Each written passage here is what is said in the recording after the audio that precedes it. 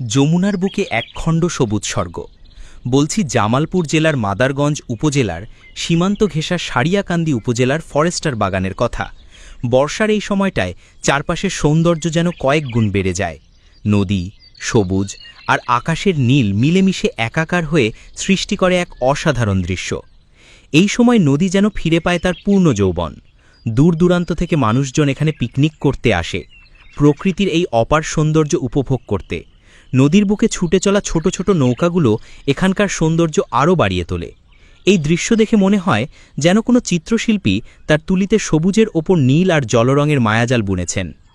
এই ফরেস্টার বাগানে রয়েছে নানা ধরনের বনজ গাছ, যা এই এলাকার জীববৈচিত্র্যকে সমৃদ্ধ করেছে। সেগুন, গামারি, মেহগনি, আকাশমণি এমন সব গাছের সমাহারে এই বাগান পরিণত হয়েছে পাখির নিরাপদ আশ্রয়স্থলে। সকালের কুয়াশা যখন এই বনের উপর খেলা করে, তখন পুরো জায়গাটা যেন এক রহস্যময় রাজ্যে পরিণত হয়। এখানে এলে আপনি যেমন পাবেন মনের শান্তি, তেমনই পাবেন প্রকৃতির এক অন্যরকম স্পর্শ। ফরেস্টার বাগানটি যেন প্রকৃতির এক গোপন আস্তানা, যেখানে নদী, বন আর মানুষের জীবন একে অপরের সঙ্গে এক সুতোয় বাঁধা। এটি কেবল একটি বেড়ানোর জায়গা নয়, বরং এটি একটি গল্প, যা আমাদের প্রকৃতির সঙ্গে মানুষের গভীর সম্পর্ককে স্মরণ করিয়ে দেয়। প্রকৃতির এই অপার সৌন্দর্য উপভোগ করতে আপনিও ঘুরে আসতে পারেন সারিয়াকান্দি উপজেলার 11 নম্বর বোহাইল ইউনিয়নের ধারাবর্ষা গ্রামে।